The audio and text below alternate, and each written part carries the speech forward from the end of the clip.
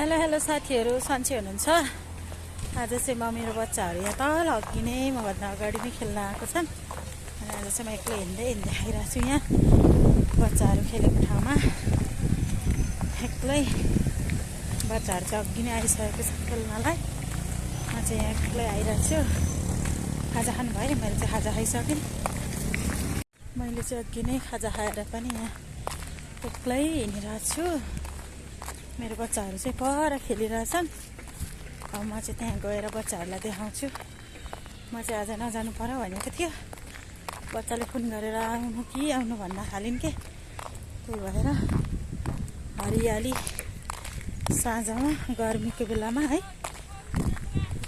त्यही भएर बच्चाहरू मजाले पर खेलिरहेछन्। म तपाईँहरूलाई देखाउँछु ल। हामी त्यहाँ गएर के गर्छौँ तपाईँहरूलाई देखाउँछु ल।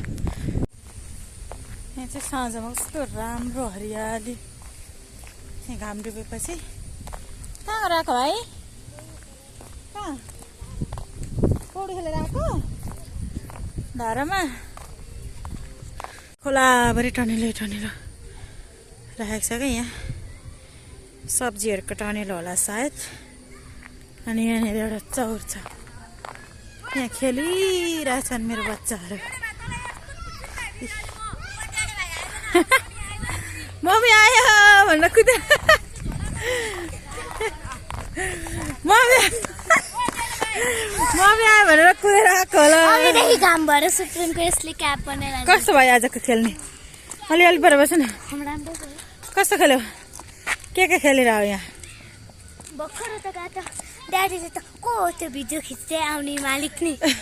मलाई मालिक नि रे। अनि हिलो रहेछ कि यहाँ? मलाई नि हिलो रहेछ। हेलो, के खेलिस् नि तैँले? के खेलिस्? कति हरियाली, कति रमाइलो नि यहाँ बेलुका, कति शीतल। के खेल्यौ? मैले त धेरै नै खेलेन। मैले हजुरलाई आउँदाखेरि चाहिँ फोन गरेर जुत्ता ल्याइदिन्छु भनेर फोन गरेँ। ए मैले त कहीँ जुत्ता बोकेर हिँड्छु। एभ्रिवान, अब मेरो मजाले खेलिरहेछ। आमा हेलो एभ्रिवान। त्योबाट हुँदैन के ल। आज अब हामी के गर्छौँ देखाउँछौँ ल। यहाँ बल खेल्दैछ नि, यहाँनिर बल खेलिरहेछन्। बल के अरे लिन कुद्ने मान्छे चाहिँ तल। बाबु तिमी आज नआएको मान्छे यहाँ आएर मजाले धुस्री फुस्री भएर बसिरहेछ। म चाहिँ यहाँ बच्चाहरूलाई भेटेर पनि यहाँ बच्चाहरूले के ल्याएको रहेछ हेर्नु त।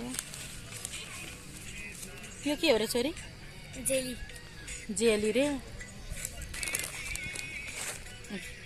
के हो यो? चिप्स कि के हो यो? चिप्स लिएर पनि टन्न खाएर यिनीहरू त मजाले खेलिरहेको छ यहाँ। मोबाइल बसेको छैन।